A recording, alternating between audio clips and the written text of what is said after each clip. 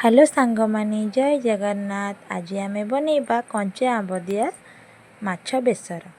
एठी मु बेसर पाई जहाँ जहाँ दरकार नहीं जाए सोरिष पियाज रसुण अल्प टिके हलदी हलदी मुझे पकई हलदी नेबा द्वारा सोरिष मसलाटी राइया लगेनी।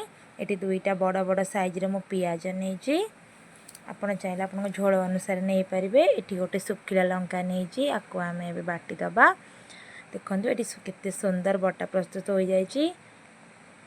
भाव में पूरा पूरी प्लेन करी बाटे खद खदड़िया रही तरकारी भल लगे। जो कड़े माछ भाजी थे से कड़े तेल नहीं मुझे 2 चामच सोरिष तेल देती। जिते कम तेल यूज करेंगे सेते भल। देखो तेल तातिला मुझे डायरेक्टली पकई दूसरी मोर सोरिष मसला को ना ये मुझे फुटण कर गरम तेल डायरेक्ट मुझे पकई दूसरी।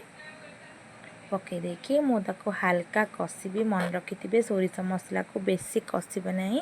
जदि बेसी कषिबे पितुड़िया लगे। ये मु हलदी लुण अल्प टिके फिश मसला नहीं अल्प हलदी नहीं कहीं मुझे मसला बाटी से हलदी से आड करी तेणु बेसी हलदी देले माने तरकारी पूरा हलदिया हलदिया लगे।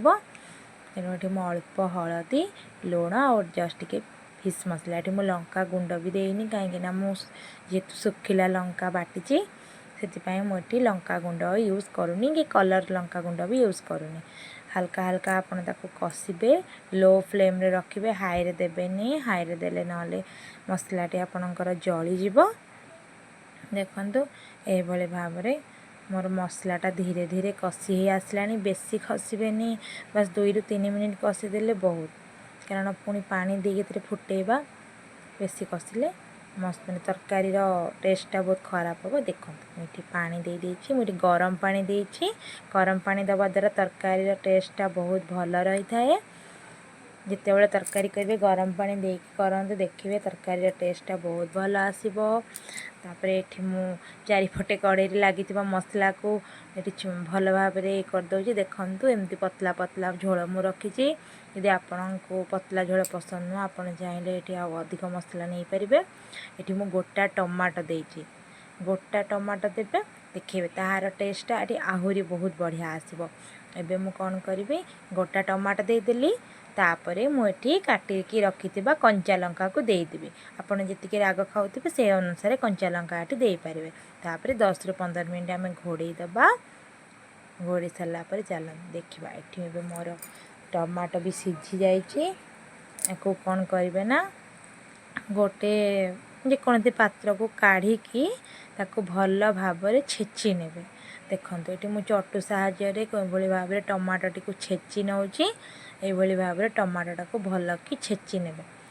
छेचिकी ये मुझे टमाटो को पुणी थे कड़े ढालीदेली। ढाली मुझे माने एबे गैस फ्लेम को आप हाई रे रखिए। देखो ये मु गैस फ्लेम को हाई रे रखी। तापरे पानी मोर झोल पानी फुटीगला ये मो माछ पीस गुड़ा पकई देछि। मो माछटा आग भाजिकी रखी नहीं से माछ भजाटा देखे पारिनी। नेक्स्ट जिते बड़े बनइबी मो माछ भजाटा भी आपण मानक सह शेयर करी। देखो ये माछ गुड़ा सब पकई नौचे। माछ गुड़ा पकई सारा पर देखो ये मु कौन करुच्ची आपणकर जी माछ क्वांटिटी आपन जी खाइबे से अनुसार आप माछ आड करें। माछ गुड़ाक सब मु झोलर टिके हल्का हल्का दाबी नौची। तापर मुझे कौन करी ना कंचा आंब देखो कंचा आंब मु आड कली। कंचा आंब जब बनाऊँ आर टेस्टा बहुत बढ़िया रंबुल देकी तो सब बनाऊे थे कंचा आंब ए आंब सीजन रे कंचा आंब देकी बना। देखो ये मोर तरकारी पूरा रेडी है। झोल भी बहुत पतला अच्छी माछटा भी पूरा माने नरम हो जाए। बन कि खातु भात सहित खाइले बहुत टेस्ट लगे। जदि पखाला सह खाइबे तो एते पानी रखिबेनी हल्का जुगजुगिया करेंगे। यदि गरम भात सह खाऊँगी ये भाव में बनइबे। देखु आज मोर लंच बास एतिकी आइटम। जय जगन्नाथ रही नमस्कार।